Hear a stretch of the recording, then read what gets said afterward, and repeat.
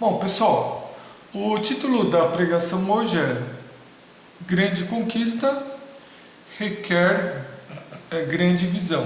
Então, sobre grande conquista, eu vou falar sobre o homem na Lua. Então, vocês estão olhando aqui, tem aqui esse site, né? Onde a gente tem os 3 astronautas que chegaram na Lua com o Apollo 11, né? Que foi o Michael Collins, o Aldrin e o Armstrong. Se não me engano, o Collins ele não pôs o pé na Lua, mas o Aldrin e o Armstrong sim. Isso ocorreu em julho de 1969, foi um grande feito aí da humanidade, né? E para que isso acontecesse, foi necessário que uma grande visão. E sobre a grande visão, a gente tem aqui um discurso do John Kennedy em 1962, e nesse discurso ele colocou como meta para os Estados Unidos chegarem na Lua. Aí, para a gente entender esse discurso, o que estava acontecendo na época, a gente tem que lembrar que logo depois da Segunda Guerra Mundial começa aí uma Guerra Fria, né? Duas grandes potências surgem, que é os Estados Unidos e a União Soviética.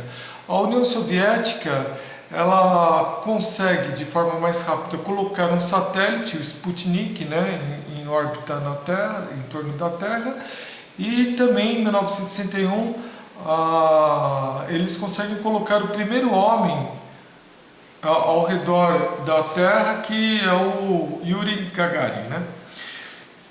E em ambos os casos, os Estados Unidos estavam perdendo aí a corrida para o espaço.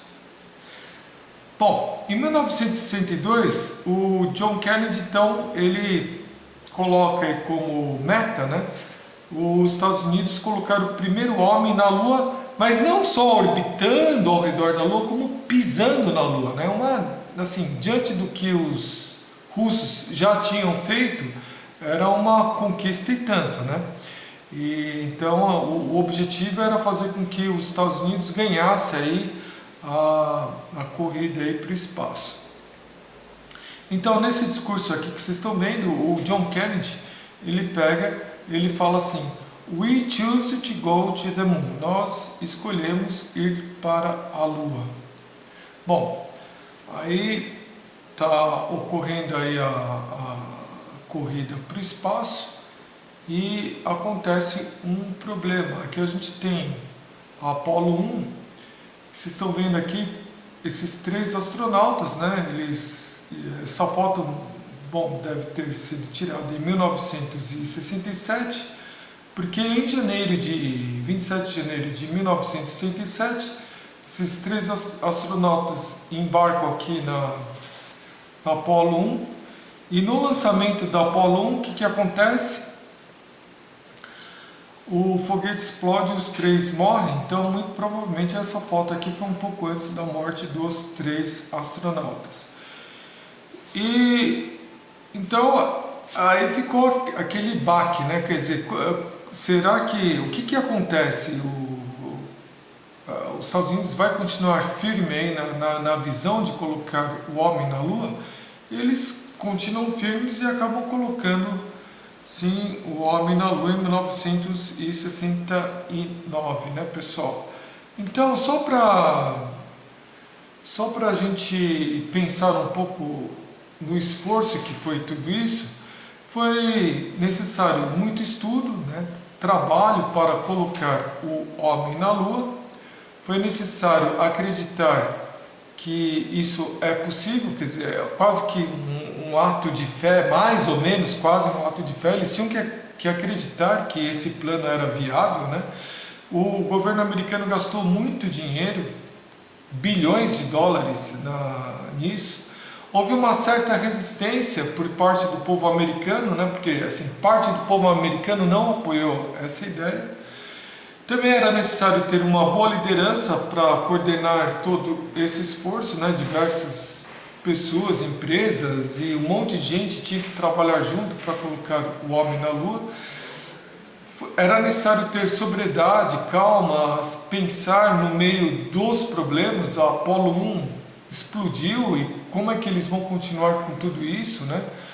E eu, pessoalmente, eu queria falar aqui para vocês que eu não sei de nada grandioso que possa ser conquistado sem visão. Então eu vou citar aqui algumas coisas grandiosas, assim. Então, passar no vestibular, puxa, o sujeito precisa de ter visão, ele precisa de acreditar que é possível, ele precisa de estudar, se empenhar, ele precisa de ter essa visão. Eu vou passar no vestibular, põe isso na cabeça e segue em frente, né? Não é nada fácil, né? Montar uma empresa também requer visão, né? Ele tem que saber quem são os seus clientes, o produto que vende. Isso é mais difícil ainda que passar no vestibular. É extremamente difícil montar uma empresa e ser bem sucedido com isso. Bom, então isso daí é exemplos normais aí que precisa de visão. O cristão, ele tem uma grande visão, uma grande conquista. Ele quer vencer a morte, ele quer viver eternamente com o Senhor lá no céu, não é verdade? Isso, né? Isso é uma grande conquista, vencer a morte, né? E para se ter essa grande conquista é necessário ter aí uma grande visão, e é sobre isso que trata o culto de hoje, sobre essa visão para a gente caminhar na vida cristã. Então, vamos tentar agora entender o que está acontecendo. Hoje a gente está pregando, eu vou estar pregando o começo do capítulo 17 de Mateus, que fala sobre Jesus no Monte da Transfiguração. Mas antes a gente precisa de entender um pouco o que aconteceu no capítulo 16. Então, no capítulo 16, o que estava acontecendo? Jesus, ele prediz sua morte e ressurreição. Ele está reunindo ele e os discípulos. Quando Jesus ele prediz a sua morte, né, parece que Pedro nem ouve que Jesus vai ressuscitar dentre os mortos. Pedro ele repreende Jesus, né, quando Jesus fala que ele vai ser morto. E aí Jesus dá uma bronca em Pedro, né? Afasta de mim, Satanás. E ele continua falando, né? Ele fala assim: quem quiser vir após mim, que tome a sua cruz e siga-me. Pedro, o negócio é o seguinte: se você quer vir após mim, você é meu discípulo, então que você também tome a sua cruz, Pedro, e siga-me, né? Então, esse daí foi o que Jesus falou para Pedro. E aí surge um problema. Os discípulos, eles precisam de uma visão do céu para morrer por Cristo. Quem quiser vir após mim, que tome a sua cruz e siga-me. Mas será que os discípulos, eles têm essa visão de que eles precisam de uma visão para manter eles firmes e serem capazes de morrer por Cristo?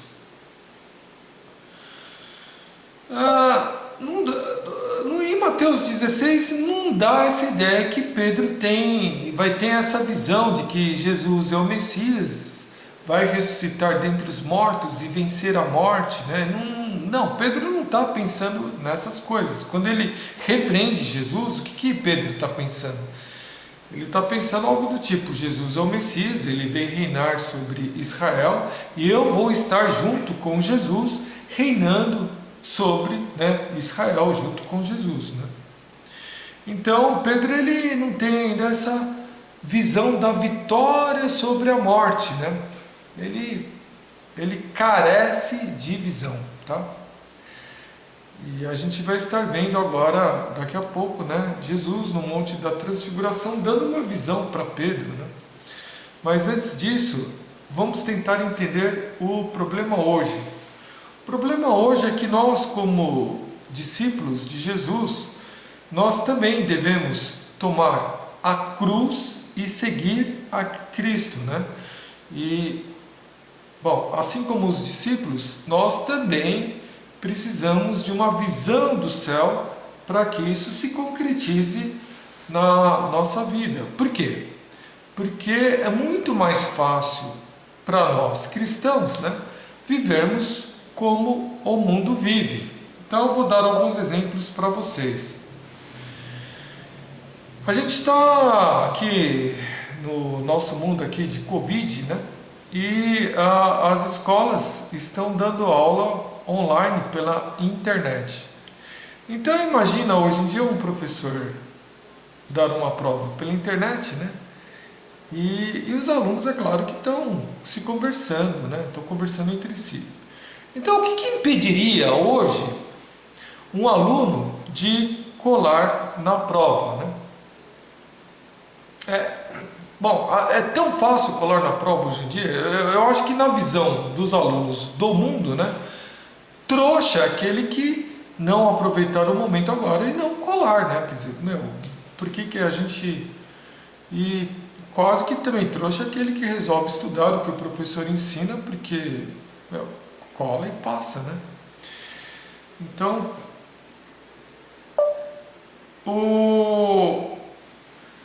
então vamos supor que eu tenho um aluno que seja cristão, né?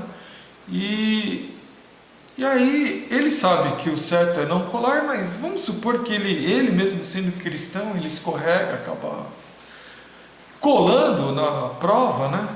E aí eu estou lá, eu como professor, eu estou conferindo a prova, vendo as questões, e eu estou desconfiado lá que esse aluno aí, vamos supor um estudante cristão, ele colou na prova, né?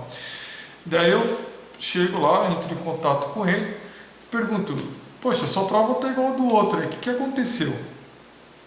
Aí, mesmo para esse aluno, para outros alunos, é muito mais fácil mentir dizendo que não colou para escapar da punição. Então, eu vou dar bronca em um aluno. O que o aluno faz comigo? Ele fala assim: professor, olha, eu sei que a chance dessa resposta aqui estar igual à resposta aqui do meu coleguinha é baixa, mas existe, não existe, professor? Daí eu, como professor, eu falo: existe, né? A chance, eu só acho difícil, né? Então, pois é, professor, eu não colei do meu amigo, eu não colei. Você não colou? Daí eu tenho que fazer essa cara assim de que está acreditando, né? Senão vai ofender o aluno, né? Não, tá, você não colou mesmo? Nossa, que coincidência, né? Professor, coincidência existe, né, professor? Está duvidando da minha integridade, professor? Aí, então, é por aí que está o mundo hoje em dia. Acredite, você aí, né, que está me vendo, acredite se quiser, mas é por aí mesmo que está o mundo, né? É muito mais fácil mentir. Bom, então, eu também não estou afirmando aqui que todos os alunos mentem, né? Que não possa haver coincidência. Pode acontecer, mas é muito improvável. Então, o que eu estou falando aqui para vocês é que é muito mais fácil seguir nossos caminhos, mentir para escapar, por exemplo, sem se importar com a vontade do Senhor. E é assim que o mundo vive, é assim que a grande maioria das pessoas vivem, né?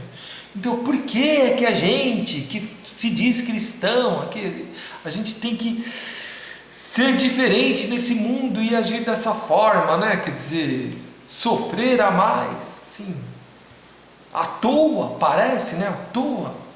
Por que trocar de vida? Por que morrer para si mesmo e viver para Jesus? Por que esse ideal todo, né?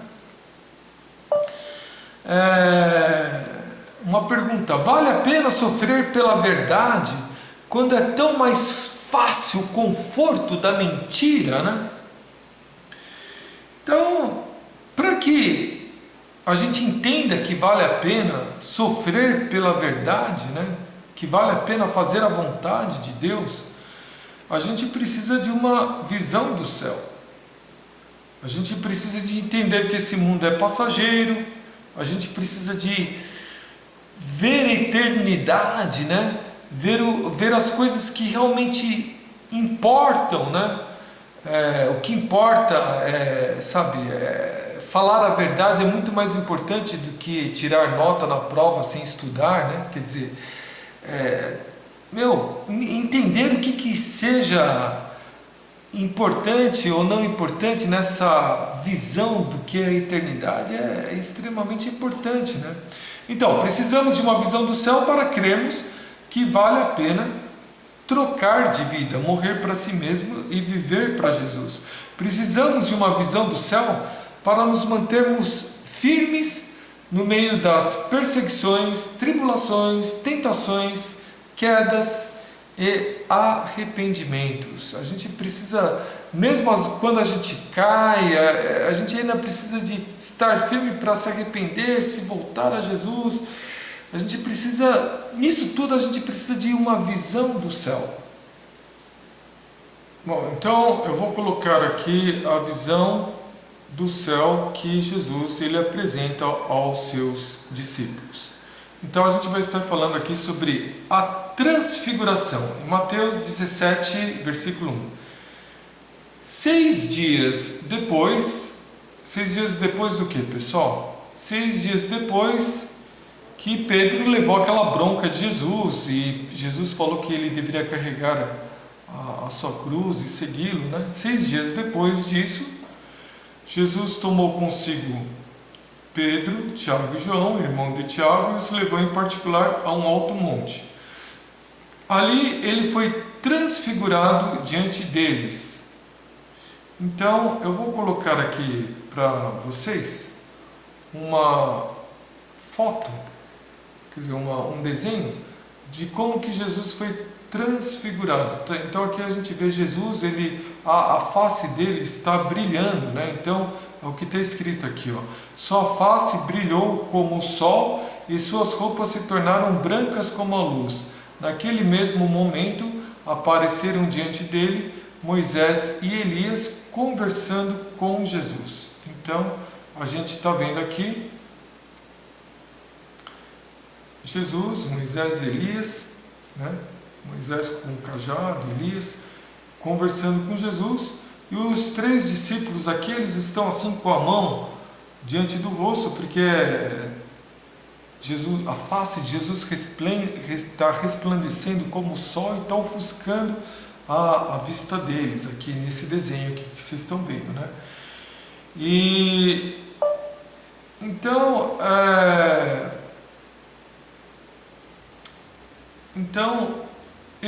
os discípulos identificaram Moisés e Elias conversando com Jesus, e eles têm aí uma visão do céu, Jesus na sua glória resplandecendo, né?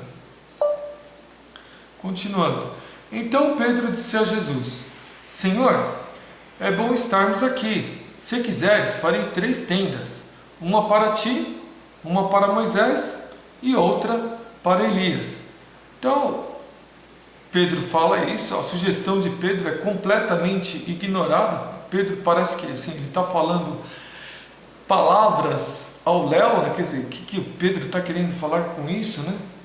E enquanto ele ainda estava falando, uma nuvem resplandecente os envolveu, e dela saiu uma voz que dizia: Este é o meu filho amado, em quem me agrado, ouçam-no. Ouvindo isso, os discípulos prostraram-se com o rosto em terra e ficaram aterrorizados. Então, Deus, ele fala para ouvir Jesus. Os discípulos ficaram aterrorizados. Está escrito que o temor do Senhor é o princípio da sabedoria. Então, o fato dos discípulos terem ficado aterrorizados é bom. Todo homem pecador que se aproxima de Deus, que é santo, ele deve ficar aterrorizado com muito medo, pois sua vida corre grande perigo. O homem pecador não pode conviver com Deus santo. E aí o que fazem os discípulos? Eles prostram-se com o rosto em terra e estão aterrorizados. Mas Jesus aproximou-se tocou neles e disse: levantem-se, não tenham medo. Erguendo eles os olhos, não viram mais ninguém a não ser Jesus.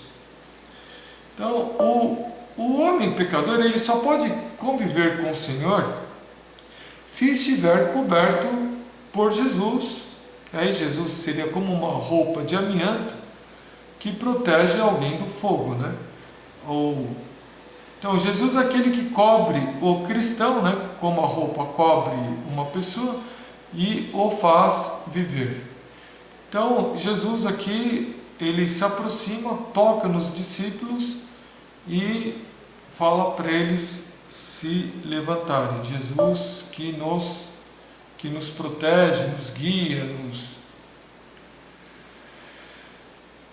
Bom, então no versículo 9, enquanto desciam do monte, Jesus lhes ordenou: não contem a ninguém o que vocês viram, até que o Filho do Homem tenha sido ressuscitado dos mortos.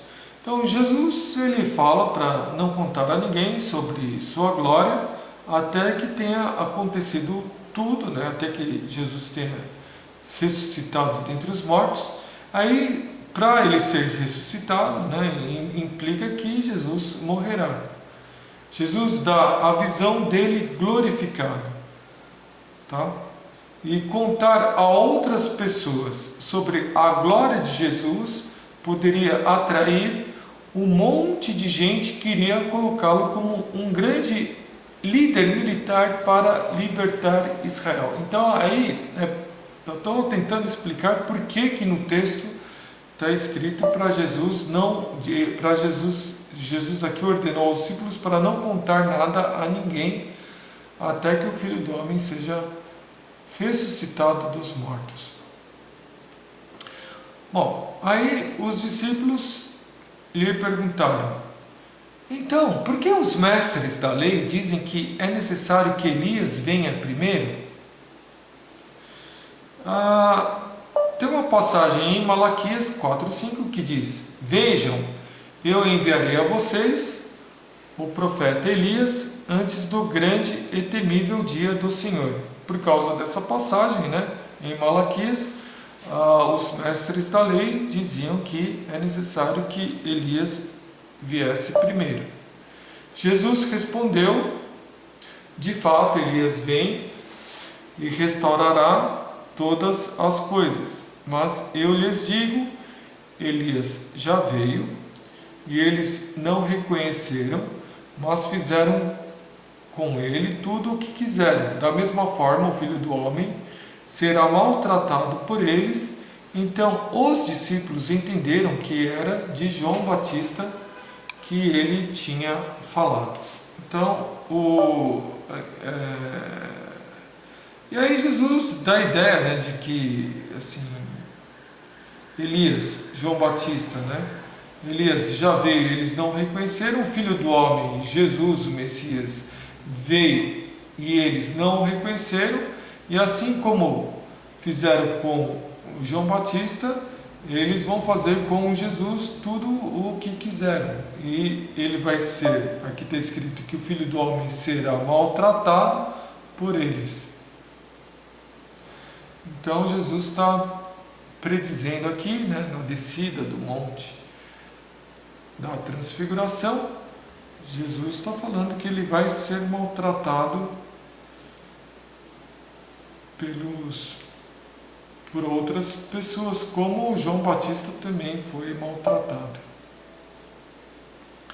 O que é interessante, então quando agora Pedro ele ouve, né, que Jesus vai ser maltratado, Pedro ele não repreende mais Jesus, nem Pedro, nem João, nem Tiago, né?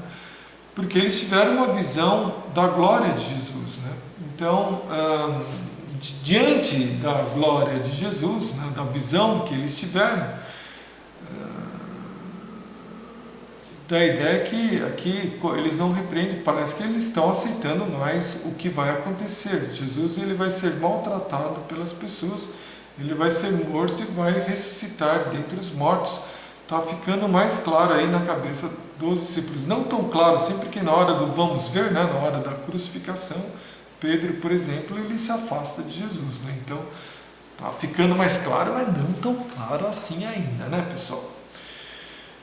Mas só, então, falando aqui para vocês sobre o impacto que essa visão teve na vida de Pedro. Pedro, ele se torna um grande líder na igreja cristã, né? É um grande líder. E quando ele está se aproximando da morte, ele está escrevendo a carta de 2 Pedro, e nessa carta a gente lê o seguinte, 2 Pedro 1,16.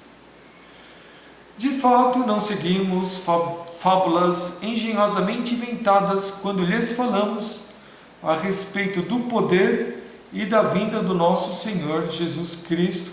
Ao contrário, nós fomos testemunhas oculares da sua majestade. Ele recebeu honra e glória da parte de Deus Pai, quando da suprema glória lhe foi dirigida a voz que disse: Este é o meu Filho amado, em quem me agrado. Nós mesmos ouvimos essa voz vinda dos céus, quando estávamos com ele no Monte Santo. Então, Pedro, ele guardou essa visão, né, no coração, né, e aqui ele está falando aqui para a igreja, né, que ele está falando aqui a respeito do poder e da vinda do nosso Senhor Jesus Cristo, porque ele teve essa visão no Monte da Transfiguração. Então ele crê no poder, né? Ele crê de uma forma mais, digamos assim, firme, né, no poder e na vinda do nosso Jesus Cristo, Jesus o Messias. Bom, então se lembra, eu tinha falado que nós também temos um problema, né? Nós devemos morrer para nós mesmos, viver para Cristo, nós devemos carregar a cruz de Jesus. E como que a gente vai fazer tudo isso se a gente não tem uma visão dos céus? E o que eu vou falar para vocês agora é que, da mesma forma como Jesus ele apresentou essa visão aos seus discípulos, né? Jesus hoje ele nos apresenta uma visão dos céus. Então vamos tentar entender isso. Voltando ao caso lá do Projeto Apollo, no Projeto Apollo, um foguete explodiu matando astronautas, mas a visão fez com que eles continuassem firmes para colocar o homem na Lua. Então, aqui nós temos aqui esses 3 astronautas, né, que morreram no lançamento do Apollo 1, né? Então, a visão apresentada pelo John Kennedy em 62 assemelha-se à visão que Pedro teve de Jesus glorificado no Monte da Transfiguração, pois assim como o Projeto Apollo continuou, apesar da morte dos astronautas da Apollo 1, a visão de Jesus glorificado iria manter Pedro firme em Jesus, apesar dos problemas que teria de passar. Essa visão vai dar firmeza a Pedro, né? A visão, as escrituras. Bom, a visão de Jesus glorificado, a visão de que Pedro está indo para os céus, ele vai se encontrar com o Senhor, a visão de que Jesus retorna, Jesus tem poder, essa visão vai dar firmeza a Pedro, tá? É necessário visão para coisas grandes. Então, eu vou fazer algumas perguntas aqui para a gente pensar junto, tá? Todo cristão ele passa por dilemas. Como um cristão pode morrer para si mesmo e viver para Jesus? Como é que um cristão ele pode carregar a sua cruz e seguir a Cristo? Como é que ele vai morrer para si mesmo e viver para Jesus? E como é que um cristão ele pode dizer a verdade apesar de possíveis problemas que lhe vai acontecer? Como é que um cristão pode amar o seu inimigo? Como é que um cristão pode orar pelos que lhe perseguem? Como é que um cristão pode amar os irmãos da igreja? Porque, sinceramente, não é tão fácil quanto deveria ser amar os irmãos da igreja. Quem está um certo tempo na igreja já deve ter passado por diversas aflições em relação às pessoas da igreja.